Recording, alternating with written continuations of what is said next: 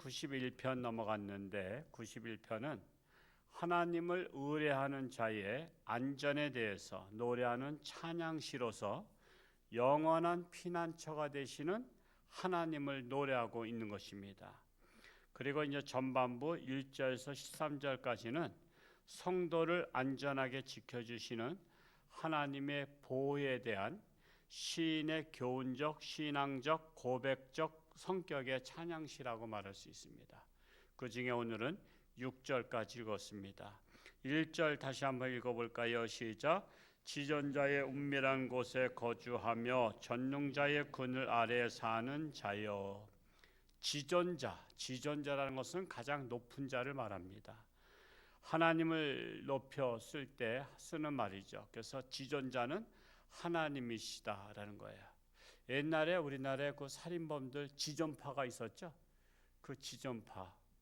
그냥 참 하나님의 이름을 자기들이 쓰는 거예요.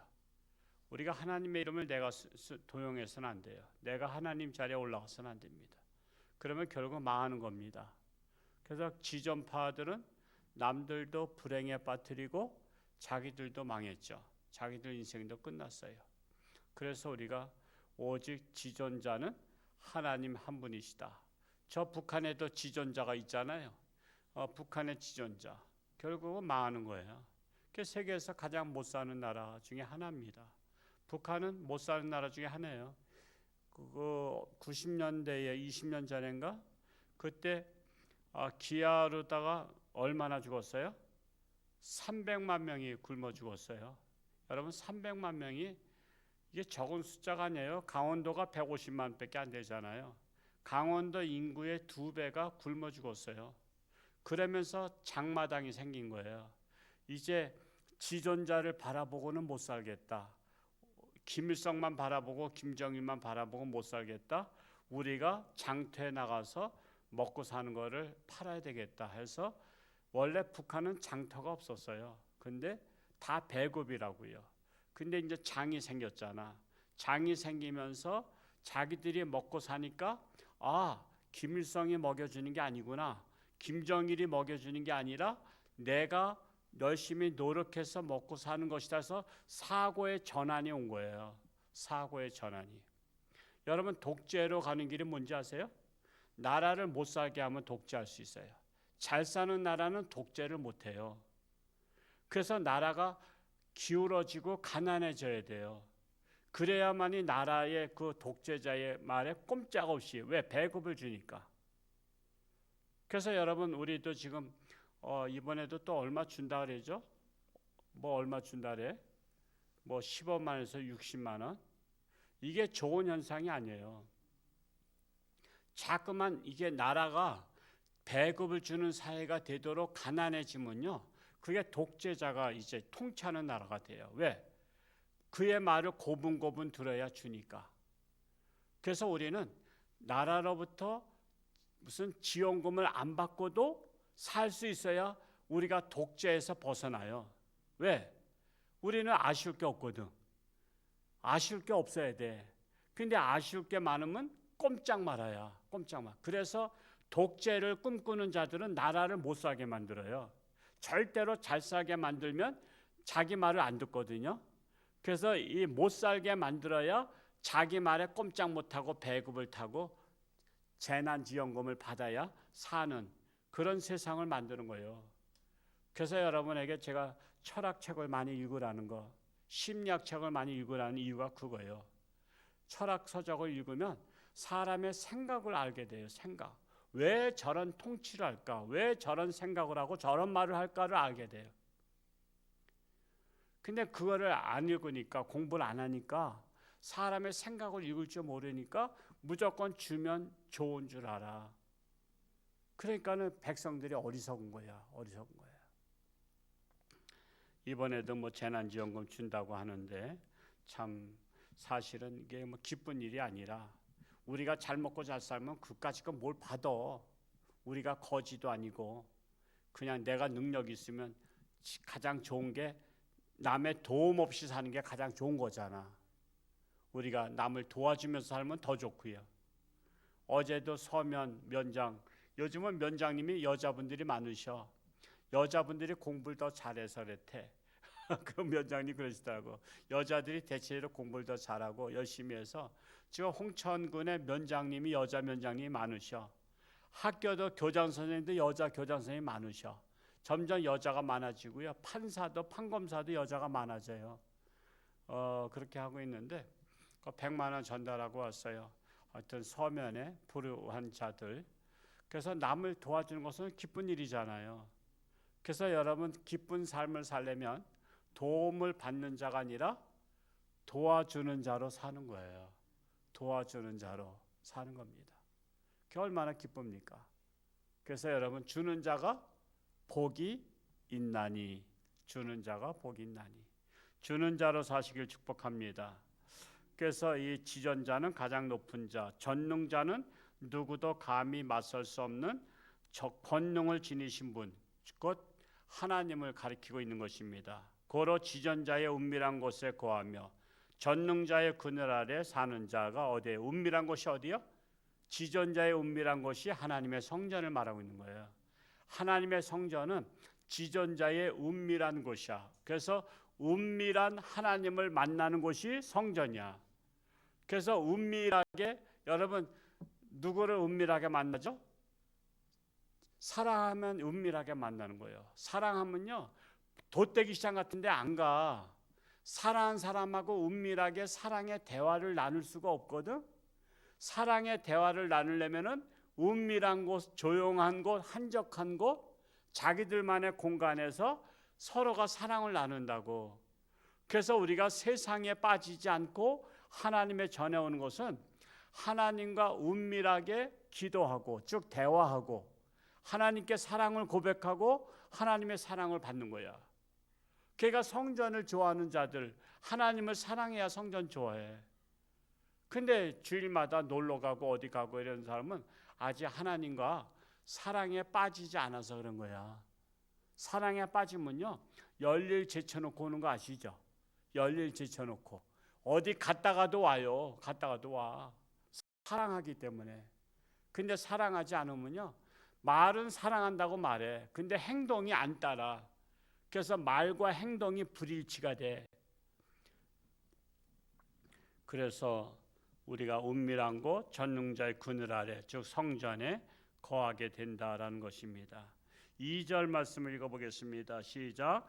나는 여호와를 향하여 말하기를 그는 나의 피난처요 나의 요새요 나의 의뢰하는 하나님이라 하리니.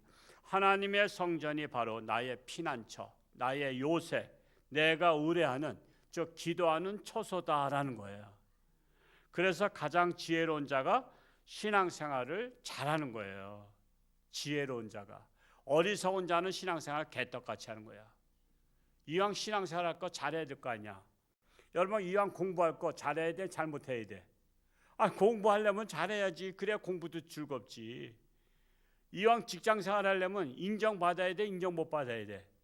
그 직장에서 인정받아야지. 사람은 어디나 각자 달란트가 다른데 모든 것에 인정받을 수는 없어요. 근데 자기 달란트만큼은 인정받아야 돼.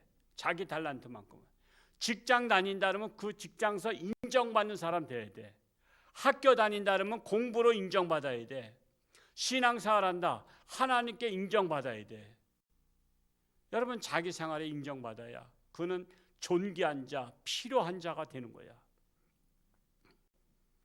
3절 말씀 읽어봅니다. 시작. 이는 그가 너를 새 사냥꾼의 올무에서와 심한 전염병에서 건지실 것이미로다. 사냥꾼의 올무, 세상은 올무 천지인 거 아시죠? 올무 천지야. 이리 실족하고 저리 실족하고 마귀가 올무를 사방에다가 다 씌워놨어요. 심지어 가정에도 올무가 있어. 남편이 올무가 되기도 하고 아내가 올무 되기도 하고 자녀가 올무가 되기도 하고 부모가 올무가 되기도 해. 어떤 사람은요 남편이 신앙생활하네, 아내가 신앙생활하네, 뭐 그냥 내가 남편이니까 내가 교회 가자 하면 지가 안 가고 먹여 그러면서 그랬는데 아내가 독한 거야. 옛날에는요 신발도 집에서 빨아시는 거 아시죠? 그러니까는 주일날 신발을 물에 담궈 놓는 거야. 신발 더러워서 빨으려고. 그러니까는 신발 신고 갈 게 없어. 또 옷을 세탁소에 맡겼네. 그래서 옷을 외출할 옷을 입고 가야 되는데 옷이 없어. 그러니까 아내가 자꾸만 그러는 거야. 그리고 왜 난 교회 싫은데 왜 교회 가자랬냐? 그러면 내가 가자는데 가겠냐? 나는 오늘 어디 놀러 가고 싶다. 당신 그럼 가자. 주일날. 그러면서 그러니까 싸우는 거야. 그 싸우니까 가정의 평화를 위해서 교회를 안 다니기로 했대, 남편이. 여러분, 올무가 집안에 있어요. 여러분, 올무가 직장에 있어요. 자꾸만 주일날까지 근무하게 해. 주일날은 돈 더 준다니까 그거 참 유혹을 물리치기 어려워. 사람은요, 돈의 유혹에는 거의 다 넘어가. 더블로 준다면 주일날까지도 일하는 거야. 그게 올무라고. 사실은 여러분, 사회에도 올무가 많아. 정말 나라에도 올무가 있어요. 지금 자꾸만 법을, 올무를 만들잖아. 법으로 다 자꾸 만들어. 그래서 올무를 만들어 가지고 교회를 없애려고 하는 그런 법들을 만들잖아. 그래서 뿐만 아니라 사냥꾼의 올무와 심한 전염병. 이 세상은 전염병 천지인 거 아시죠? 그래서 육신을 병들게 하는 전염병. 대개 집안에서도 한 사람이 그 전염병에 걸리면 가족들도 걸릴 확률이 있는 거 아시죠? 가족들도 걸릴 확률이 있어. 왜? 같이 가까이 사니까. 전염병은 가까운 데다가 퍼지는 거야. 남편이 심한 감기 걸렸어. 그러면 아내도 또 걸려. 코로나 걸려. 그러면 또 아내도 걸려. 같이 가족끼리 걸리는 거예요. 폐병 같은 경우도 전염병 아시죠? 조영계 목사님 지금 하늘나라 가셨지만은 그분의 책을 읽어보니까 그분이 음막집에서 거기 그 구멍 뚫고서는 거기다가 밥을 넣어줬어. 그걸 먹고 그렇게 청년 때 사셨더라고. 근데 거기까지 여고생인가 여중생이 전도하러 왔대. 웬 학생이 오더래. 그래서 이게 구멍을 이렇게 보니까 학생이 온 거야. 너 왜 왔냐? 그랬더니 예수 믿고 구원 받으세요. 그래서 전도지 그 안에다 밥통 넣는 그 안에다가 전도지 쑥 집어넣고 가더래. 그래서 그걸 믿고서는 주 예수를 믿으라. 그러면 너와 내 집에 구원을 받으리라. 그래서 그때 예수 믿었대. 그래가지고 그 학생을 만나는 게 소원이었는데 뭐 한 50년 만인가 얼마 만에 만났대. 노인네가 됐을 때. 여의도 순복음교회에 와서 만나게 됐대. 그 이야기도 제가 들었어요. 감격이잖아. 나를 전도한 거야. 나를 구원시킨 거야. 그래가지고 세계적인 하나님의 종이 됐잖아. 여러분, 전도지 한 장이요. 그게 하나님의 역사가 일어나면요. 세계적인 인물 만든다니까. 그러니까 여러분, 그 전도지 우습게 생각하면 안 돼. 지금 여기 초대장 제가 밖에서 다 내놨어요. 그거 내일 끝나면 날짜가 있어서 그건 못 써, 버려야 돼. 아주 빳빳한 종이다 만든 건데 오늘 나갈 때 한 몇 장씩 가져가세요. 마지막으로 여러분 나눠주세요. 여러분이 전도한 사람 중에 세계적인 인물 나올 수 있다니까. 그러면 세계적인 인물을 배출한 그 사람이 존귀한 사람이야. 나는 조영계 목사님의 책을 읽고 너무나 은혜 받았어요. 감동받았어요. 하여튼 위대하신 분들의 책은 무조건 다 보는 게 좋아. 무조건. 그래야 내가 도전을 받고 나도 이분과 같이 되고 싶다. 그런 마음이 불일 듯 일어나잖아요. 그래서 끊임없이 여러분 책을 보라는 거예요. 요즘에 책 안 보잖아. 스마트폰만 보잖아. 게임만 하잖아. 그게 바로 올무야. 스마트폰이 올무야. 정신을 병들게 하는 전염병 시키는 올무야. 그래서 세상 소리는 정신을 병들게 하는 전염병 소리예요. 뿐만 아니라 영혼을 병들게 하는 전염병은 뭐죠? 이단의 소리야. 이단의 소리는 나의 영혼을 병들게 하는 거야. 엉뚱한 하나님을 찾게 되는 거야. 지존자 하나님이 아니라 전능자 하나님이 아니라 사람의 하나님. 무슨 사람의 하나님이 왜 이렇게 많아? 한국에는 너도 나도 하나님이라는 사람이 많아. 근데 또 그런 데는 또 교회가 우리보다 더 커. 그런 데는 재산도 다 바쳐. 그게 정신이 병들면 분별력이 없어져서 그런 거예요.